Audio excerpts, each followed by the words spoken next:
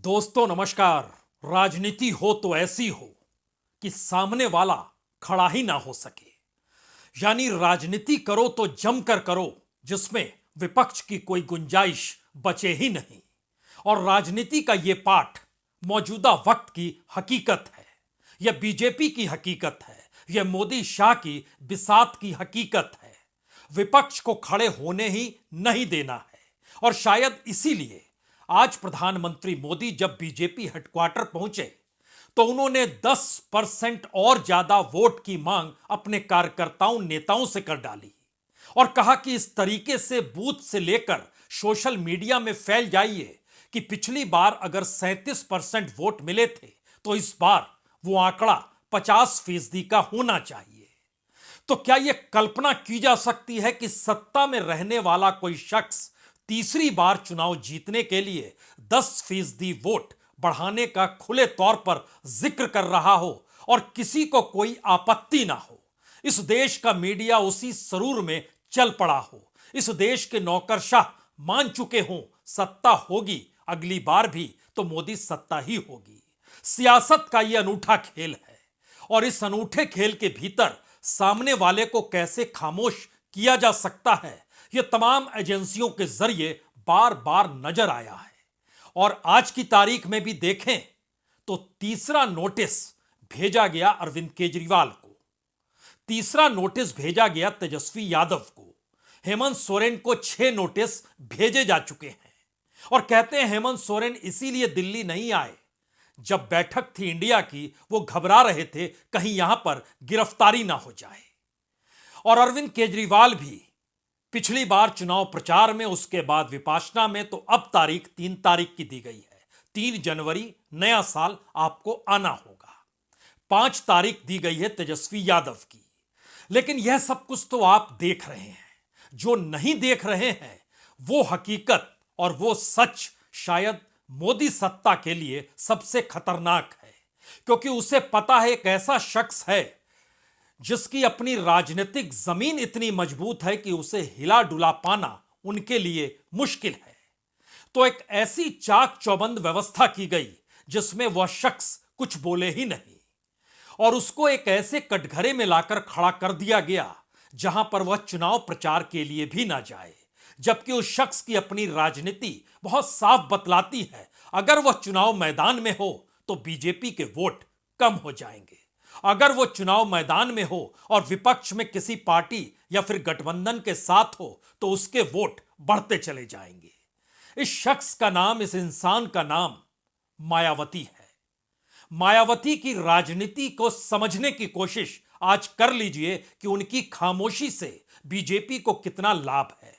और अगर वह बोलते हुए सामने आकर खड़ी हो गई और इंडिया ने, यानी इंडिया गठबंधन ने अगर मायावती को अपना चेहरा बना लिया, यानी जिस चेहरे का जिक्र मल्लिकार्जुन खड़गे का करते हुए ममता बनर्जी ने एक तूफान लाया और नीतीश कुमार रूठ कर चले गए और उसके बाद राहुल को बात करनी पड़ी नीतीश कुमार से, यह सारी छोटी बातें हैं। राजनीति का मिजाज कहता है कि अगर मायावती इंडिया के साथ खड़ी हो गई या इंडिया ने खुले तौर पर यह ऐलान कर दिया कि 2024 में उनकी तरफ से चेहरा प्रधानमंत्री का मायावती का ही होगा, तो एक झटके में बीजेपी की वो तमाम एजेंसियां जो नजर आ रही है इस वक्त, उनकी हरकत, उनकी सक्रियता मायावती के चौखट पर आकर खड़ी हो जाएगी।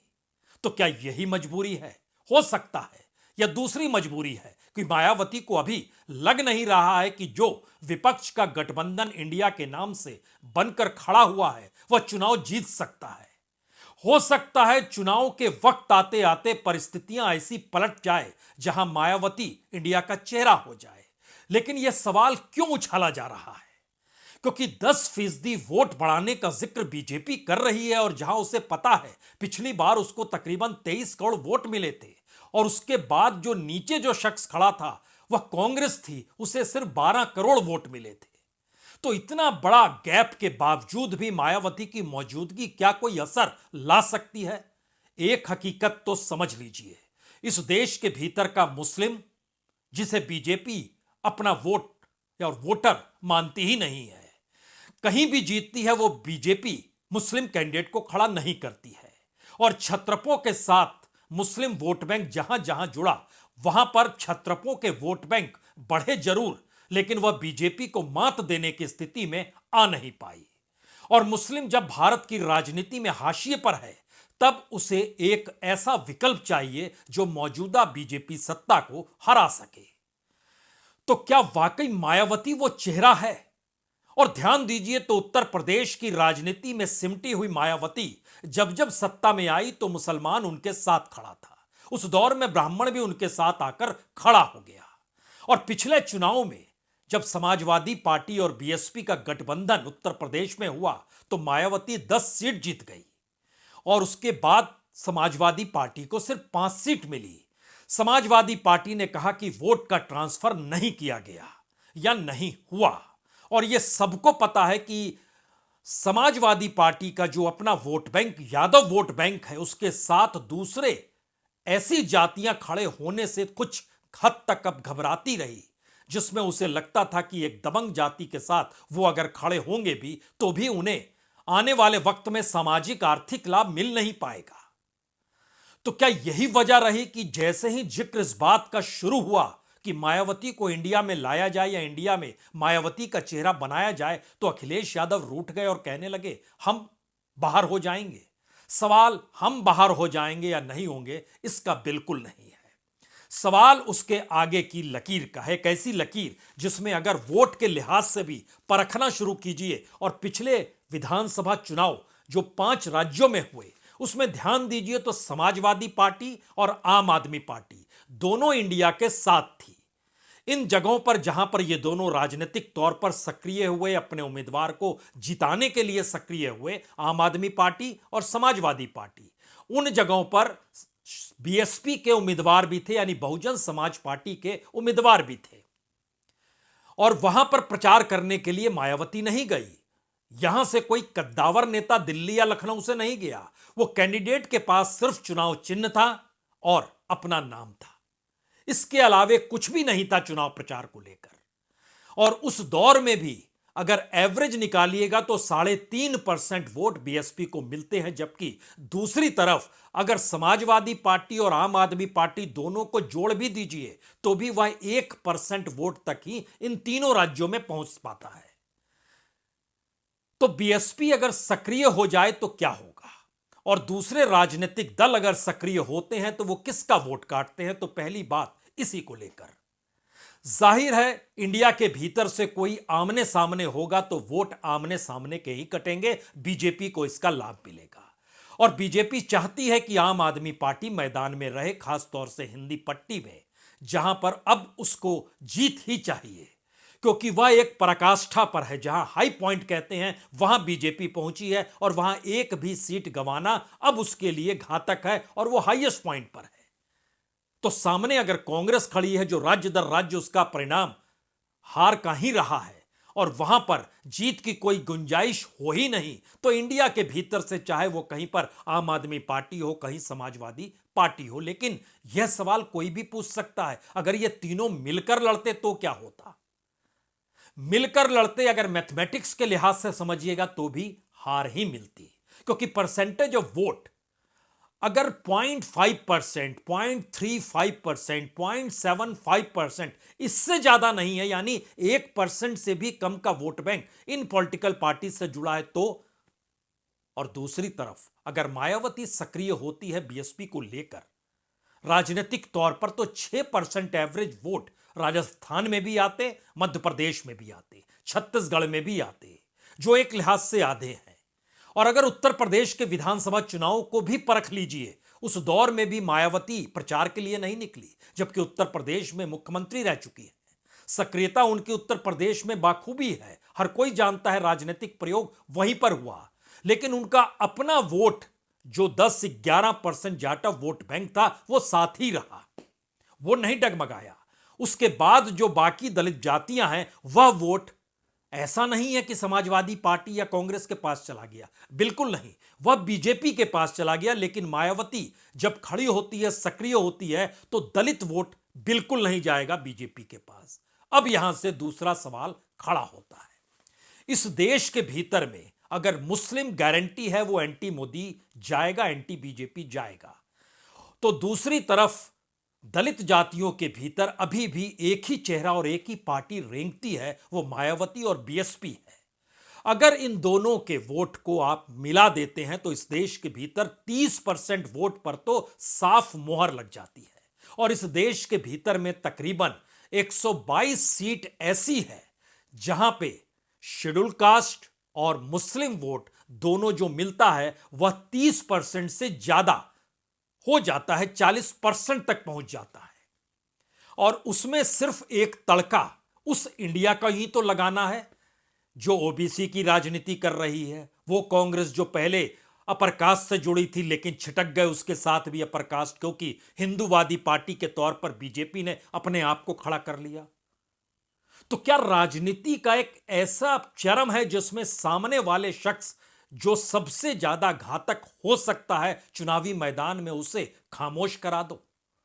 और यही वो खामोशी है जो बीजेपी को खड़ा किए हुए है। और बीएसपी इस दौर में कुछ भी नहीं बोलती है। अपने भतीजे को बीएसपी सौंप कर क्या मायावती संन्यास ले रही है? बिल्कुल नहीं। वो मौजूदा वक्त के राजनीतिक मिजाज को समझती हैं। वो इंतजार कर रही है मार्च के महीने तक का। राजनीतिक तौर पर इस देश की धड़कनें किस रूप में धड़कती है, इंडिया खुद को धड़का पाने की स्थिति में आती है या नहीं आती है, इनके साथ इस देश के भीतर अलग अलग जगहों पर फैली हुई जो समाजवादी पार्टी और अगर बीएसपी की तुलना आप करें तो इस रूप में कर लीजिए कि समाजवादी पार्टी को 2019 के लोकसभा चुनाव में कुल वोट जो मिले थे वह 1,56,00,000 थे। उसमें से 1,55,00,000 उसे उत्तर प्रदेश में मिले थे, 1,00,000 वोट ही उसे बाहर से मिला था। लेकिन दूसरी तरफ बीएसपी जिसको 2,22,00,000 वोट देश भर में मिलते हैं 2019 के चुनाव में, उसमें से उत्तर प्रदेश में उसको समाजवादी पार्टी की तुलना में तकरीबन 10,11,00,000 वोट ज्यादा मिलता है। समाजवादी पार्टी को मिला 1,55,00,000, उसे मिलता है 1,66,00,000, यानी 56,00,000 वोट उसको देश के अलग अलग हिस्सों से मिलते हैं। और इस देश का सच यह है कि इस देश में अगर टॉप 10 पार्टियों को छोड़ दीजिए तो 11वीं पार्टी 50,00,000 वोट भी नहीं पा पाती है। आप सोचेंगे कैसे? सीपीआई तक को 35,00,000 वोट मिलते हैं, आरजेडी को 66,00,000 वोट मिले थे, आम आदमी पार्टी को 27,00,000 वोट मिले थे, जो टीआरएस या बीआरएस जो तेलंगाना में सक्रिय है उसको 77,00,000 वोट मिले थे। लेकिन अब तो वहां कांग्रेस जीत गई। और आज ही एक्सी वोटर का जो सर्वे निकल कर आया उसने बहुत साफ तौर पर बतलाया कि अब बीआरएस की वो तमाम सीट जो पिछले चुनाव में वो जीती थी इस बार वह जीत नहीं पाएगी, उसको कांग्रेस जीत ले जाएगी। सवाल यहां कांग्रेस की जीत के साथ कुछ और सामाजिक ताने बाने का वो तड़का चाहिए जो राजनीतिक तौर पर जीत की मुहर लगा दे। और इसीलिए अगर 2019 को आप परखना शुरू करेंगे तो ध्यान दीजिए 22,90,00,000 वोट बीजेपी को मिलते हैं, कांग्रेस को मिलते हैं 11,94,00,000। दूसरे नंबर पर कौन है? दूसरे नंबर पर मायावती है, दूसरे नंबर पर ममता बनर्जी है। ममता बनर्जी जिसको तकरीबन 2.5 करोड़ के लगभग वोट मिलते हैं। वो पूरे नॉर्थ ईस्ट में अलग अलग जगहों पर अपने उम्मीदवारों को खड़ा करती है। कुछ उम्मीदवार वह झारखंड में खड़ा करती है और बाकी उन्होंने वेस्ट बंगाल में खड़ा किया तो उनको ज्यादातर वोट वही मिलते हैं और उसमें से लगभग 98% वोट बंगाल में मिलते हैं। तीसरे नंबर पर कौन सी पार्टी है? तीसरे नंबर पर मायावती का नंबर आता है जिनको 2,22,00,000 वोट मिले। तो आपके जहन में सवाल होगा बाकी तमाम पॉलिटिकल पार्टी मायावती से भी कमजोर है, चाहे वो अपने अपने राज्य में छत्रप के तौर पर क्यों ना हो। तो सवाल राज्यों के चुनाव का नहीं, अब लोकसभा के चुनाव का है। इस देश भर में फैले हुए दलित समुदाय का है। मायावती और मायावती से पहले कांशीराम ने जो राजनीतिक प्रयोग किए वो निकले पंजाब से, असर उसने उत्तर प्रदेश में दिखाया। और सवाल यह भी है कि जब कमंडल के आश्रय अब बीजेपी 2024 में अपना भगवा लहराने की सोच रही है, तब इस देश के भीतर मंडल की राजनीति से निकले हुए राजनीतिक दल, चाहे वो आरजेडी हो या समाजवादी पार्टी हो, उन पर भारी देश के नजरिए से हर हाल में मायावती पड़ेंगी। और मायावती एक ऐसे चेहरे के तौर पर है जो भारत की राजनीति में जिस दिन प्रधानमंत्री बन गई उसके बाद आप उन्हें हटा नहीं सकते हैं। सियासत की इस परिस्थिति को जरा समझने की कोशिश आज कर लीजिए, क्योंकि जब हम जिक्र करते हैं तो डीएमके जैसी पार्टी को भी 1,46,00,000 वोट मिलते हैं। जनता दल यूनाइटेड यानी नीतीश कुमार लगभग 90 लाख वोट मिले थे, लेकिन बीजेपी के साथ खड़ी थी तब मिले थे। एनसीपी 85 लाख वोट मिले थे, लेकिन अब वह टूट चुकी है। शिवसेना 1.25 करोड़ वोट मिले थे, लेकिन अब वह टूट चुकी है। सीपीएम 1 करोड़ के लगभग वोट मिले थे, लेकिन अब उसकी स्थिति पश्चिम बंगाल में नगण्य है और केरल में वो कमजोर हो चली है। आम आदमी पार्टी का हमने जिक्र किया, सिर्फ 27 लाख वोट मिले थे। इसके अलावे जो 3 अलग अलग छत्रप हैं, यह भी समझिए कि इस राजनीति के तालमेल को बैठाने के लिए बीजेपी किस तरीके से मायावती को जकड़ती है या अपने साथ आने वाले किसी भी पॉलिटिकल पार्टी को जकड़ती है, जिससे इस देश के भीतर में मुस्लिम और शेड्यूल कास्ट का कॉम्बिनेशन ना बन सके। ध्यान दीजिए, मायावती ने दानिश अली को निकाल दिया, और ध्यान दीजिए जेडीएस जब बीजेपी के साथ देवगौड़ा की पार्टी खड़ी हुई तो उन्होंने सीएम इब्राहिम को निकाल दिया। राजनीतिक तौर पर अपने मैसेज पर बीजेपी अडिग रहना चाहती है। कोई उसके साथ आए तो अपनी राजनीतिक जमीन को बचाने के लिए आए, और बचाने का मतलब यह नहीं होता है कि राजनीतिक जमीन आपकी बन जाएगी। मायावती को वो साथ ला नहीं सकते हैं, मायावती उनके साथ जा नहीं सकती है, तो मायावती को न्यूट्रलाइज कर दिया गया। खामोश रहिए, और यह प्रक्रिया आप कह सकते हैं आय से ज्यादा संपत्ति का मामला है क्या, और एजेंसियों के घोड़े खोल दिए जाएंगे, उसके बाद क्या यह परिस्थिति आएगी। लेकिन सवाल है कि धीरे धीरे परिस्थिति अगर 2024 तक यह पुख्ता हो जाती है कि मायावती का चेहरा लेकर इंडिया अगर चल पड़े, तो फिर 2024 की बिसात पलट जाएगी। ये हो सकता है, क्योंकि अब जरा इन स्थिति को समझिए जिन बातों का हम जिक्र कर रहे हैं। एवरेज अगर कमोवेश हर राज्य के भीतर निकालना शुरू कीजिएगा तो 3-3.5%, 4-4.25%, इस रेंज में ही वोट मायावती को मिलता है। हम इसमें एक पार्टी का और यहां जिक्र करेंगे, जैसे महाराष्ट्र के भीतर वंचित बहुजन अघाड़ी है, जिसको प्रकाश अंबेडकर चलाते हैं। इनका वोट भी महाराष्ट्र के भीतर लगभग 6-6.5% का है। लगातार शिवसेना और एनसीपी के साथ तो इंडिया खड़ा है, लेकिन इस दौर में ऐसी पॉलिटिकल पार्टीज को भी अगर वो साथ लेकर आता है तो फिर एक मारक स्थिति 2024 में बन सकती है। लेकिन चेहरा अगर मायावती होगी तो स्थिति बिल्कुल अलग हो जाएगी। अब यहां पर जब इस बात का जिक्र है तो इस देश में 84 सीटें शेड्यूल कास्ट के लिए रिजर्व है। इस देश में 80 सीट ऐसी है जहां पर मुस्लिमों की तादाद 20% से लेकर 60-70% तक है, यानी मिनिमम 20% है। 80 सीट ऐसी है। इन 80 सीट और उस 84 सीट में से जब आप जोड़ते हैं तो लगभग 130 सीट ऐसी निकल कर आती है जहां पर बीजेपी के खिलाफ अगर शेड्यूल कास्ट, शेड्यूल ट्राइब खड़ा हो जाए और इंडिया का वोट उसके साथ जुड़ जाए तो इन 130 सीटों पर बीजेपी जीत ही नहीं सकती है। और यह सीटें, बड़ी महत्वपूर्ण बात है कि यह सीट तमिलनाडु की नहीं है जहां बीजेपी नहीं है, यह सीट आंध्र प्रदेश की नहीं है जहां बीजेपी नहीं है, यह सीट कर्नाटक की भी उस मायने में नहीं है जहां बीजेपी नहीं। बीजेपी अभी तक है लेकिन इस बार हार गई तो कहा जा रहा है वो कमजोर हो गई, या फिर यह सीट तेलंगाना को लेकर भी नहीं है। यह सीट उत्तर प्रदेश, बिहार, मध्य प्रदेश, राजस्थान, छत्तीसगढ़, गुजरात और उत्तराखंड, हिमाचल प्रदेश, वेस्ट बंगाल, इन पट्टी की पूरी सीट है, इंदी पट्टी की, जहां पर इस दौर में सिर्फ भगवा लहरा रहा है।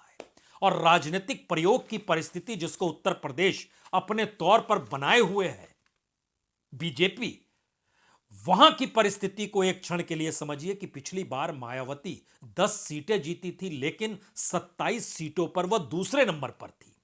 जिन सीटों पर वह जीत हासिल करती हैं और जिन सीटों पर वह दूसरे नंबर पर रहती है, जरा उन इलाकों को समझिए, तब आप समझ पाएंगे उत्तर प्रदेश में जो परचम योगी आदित्यनाथ लहरा रहे हैं, बीजेपी अपनी दूसरी बड़ी प्रयोगशाला मान रही है, वह भी डगमगा सकती है अगर मायावती चेहरा बन जाए तो। क्योंकि मायावती जहां जीती थी वो सहारनपुर, कैराना, मुजफ्फरनगर, बिजनौर, नगीना, अमरोहा, घोसी, लालगंज, जौनपुर, गाजीपुर, यानी या तो उन इलाकों में चले जाइए जहां पर योगी आदित्यनाथ का वर्चस्व है जो पूर्वी उत्तर प्रदेश है, या फिर इन इलाकों में भी रहिए जो कि पश्चिमी उत्तर प्रदेश है। समाजवादी पार्टी 5 सीटों पर जीती थी। मुरादपुर, रामपुर, संभल, मैनपुरी, आजमगढ़ 2 सीटें उसने गंवा दी उपचुनाव के वक्त में। लेकिन अगला सवाल कोई भी पूछेगा वो कौन सी सीट है जहां वो दूसरे नंबर पर रही, और दूसरे नंबर पर जहां वो रही कहीं पर भी 30% से वोट उनका कम नहीं आया। 30 से लगभग 43% तक के बीच में इन सीटों का जिक्र उत्तर प्रदेश को लेकर हम खास तौर से यहां करना चाहेंगे। आगरा 38% वोट, सबसे कम अकबरपुर में था 30% वोट, अलीगढ़ 36%, अनोला 40%, बांसगांव 41%, बस्ती 42%, भदोही में तो 45% वोट मिले थे, बुलंदशहर 35%, देवरिया 33%, धौराहा 34%, डुमरियागंज 40%, फर्रुखाबाद 35%, फतेहपुर 36%, गौतम बुद्ध नगर 36%, हमीरपुर दूसरा कम 30.4%। और उसके बाद देखिए जालौन 38%, कैसरगंज 33%, मछली शहर 43%, मेरठ 48%। यानी किस तरीके से ध्रुवीकरण हुआ। जहां बीजेपी चुनाव जीत जाती है 48% के बाद भी हार मिलती है बीएसपी को, लेकिन उसमें अगर तड़का इंडिया का लग जाएगा तो क्या होगा ये जरा सोचिए। आरएलडी साथ खड़ी होगी, कांग्रेस साथ खड़ी होगी, समाजवादी पार्टी साथ खड़ी होगी, क्या होगा। मिश्रिख में 43%, मोहनलालगंज में 43%, सलीमपुर में 40%, संत कबीर नगर में 41%, सीतापुर में 39%, सुल्तानपुर में 45%। इतने परसेंट वोट मिलते हैं, बावजूद इसके हार जाती है। लेकिन लोकसभा चुनाव के भीतर गठबंधन का चेहरा बनने के बाद एक झटके में भारत की राजनीति पलट जाएगी, और इस पलटती राजनीति को कौन रोकना चाहता है और कौन आगे बढ़ाना चाहता है, इसके लिए भी आपको मार्च तक इंतजार करना पड़ेगा। क्योंकि बीजेपी जितने पत्ते हाथ में रखती है उतना ही अपने आस्तीन में रखती है और एक एक करके पत्तों को निकालती है। और यह स्थिति एक वक्त शरद पवार की हुआ करती थी। जो पत्ते दिखाई देते हैं वो दिखाई दे रहे हैं आपको, जिनको नोटिस भेजा गया, जिनको नहीं नोटिस भेजकर खामोश कर दिया गया, उसमें भी दो तरह के लोग हैं। एक तो पूरे खामोशी के साथ समझ गई राजनीतिक जमीन बचाए रखिए, देश में मैसेज है, ये मोदी काल है, अमृत काल से आगे की परिस्थिति है, इसमें मत कुछ कहिए। कुछ ऐसे हैं जो अपनी राजनीति को बनाए, संगठन को बनाए रखने के लिए और कोई आंच ना आए इसके लिए कहीं ना कहीं अनुकूल हो जाते हैं, दिन के उजाले में कहीं, रात के अंधेरे में कहीं। ये परिस्थितियां भी चलती है। और ये परिस्थिति ऐसा नहीं है कि सिर्फ पार्टियों के साथ है, पार्टियों के भीतर नेताओं के साथ भी है। तो राजनीतिक तौर पर यह परिस्थिति क्या एक बड़ा ऐलान है, एक ऐसा ऐलान है जो भारत की राजनीति को बदल सकता है।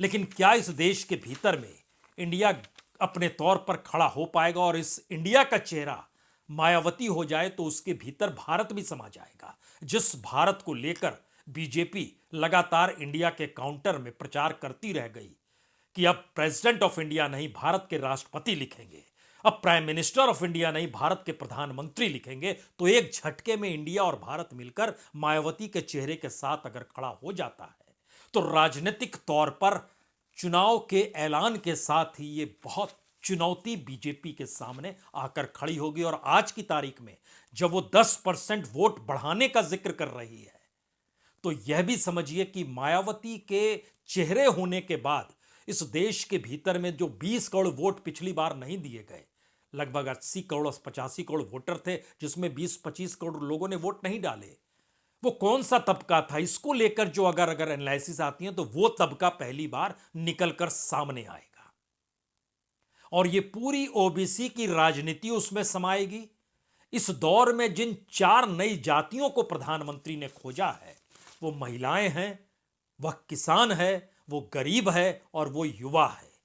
ये चारों जातियां एक झटके में मायावती के इर्द गिर्द आपको दिखाई देने लगेगी। और तब बीजेपी को कहीं ज्यादा एग्रेसिव होना पड़ेगा उस हिंदुत्व को लेकर जहां पर खुद प्रधानमंत्री मोदी और आरएसएस सरसंघचालक की मौजूदगी आपको 22 जनवरी को दिखाई देने वाली है। लेकिन उसका सच भी यह है कि ध्रुवीकरण भारत के भीतर, वह भी उत्तर प्रदेश में, 1991, 92 और 96 में जितना हुआ था उतना तो अब भी नहीं है। उस दौर की परिस्थिति को याद कीजिएगा तो भी अटल बिहारी वाजपेयी उस दौर में सवार थे अयोध्या में राम मंदिर और बाबरी मस्जिद विध्वंस के बाद बावजूद इसके जीत मिली नहीं, सिर्फ 13 दिन टिक पाए।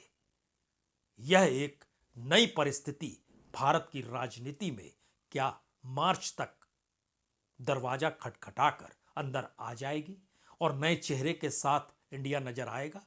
इंतजार करना होगा। लेकिन सियासत संभावनाओं का खेल है और संभावनाएं राजनीतिक जमीन बनाने और खुद का कद बढ़ाते हुए सत्ता पाने का खेल है।